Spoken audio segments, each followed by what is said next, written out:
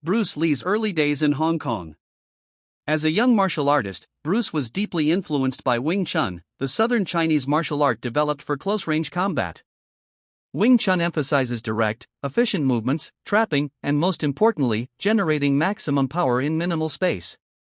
Under the guidance of his legendary teacher Ip Man, Bruce trained tirelessly in Wing Chun drills like chain punching and short power strikes. One of the key principles of Wing Chun was the idea of Fa-Jin, the explosive release of energy in a very short burst.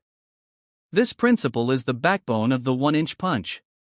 Bruce took this foundation, added his own modifications, and turned it into something the world had never seen before.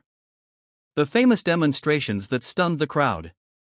The one-inch punch wasn't just a hidden technique kept within dojos. Bruce Lee showcased it to the world in public demonstrations, most famously at martial arts exhibitions in the 1960s. During one of these events, Bruce had a volunteer stand in front of him, placed his fist only 1 inch away from the man's chest, and then, with what looked like almost no effort, he struck. The volunteer flew back into a chair, unable to stand against the sheer force of the strike.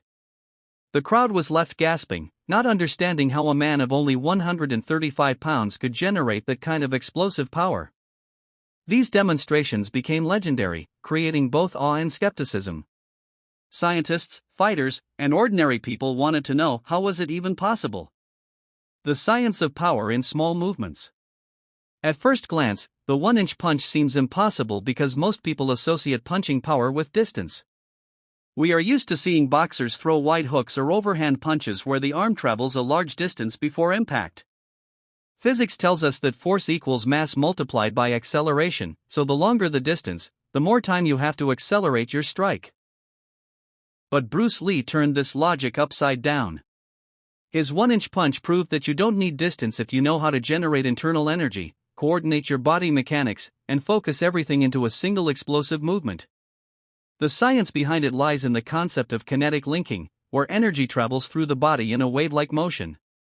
Instead of relying only on the arm, Bruce used the ground, his legs, his waist rotation, his shoulder, and finally his arm and wrist. In other words, he turned his entire body into a spring that compressed and then released in a split second. This transfer of energy from the ground up meant that even at an inch away, the punch carried the impact of his entire body weight concentrated into the target. Bruce Lee's training for explosive power.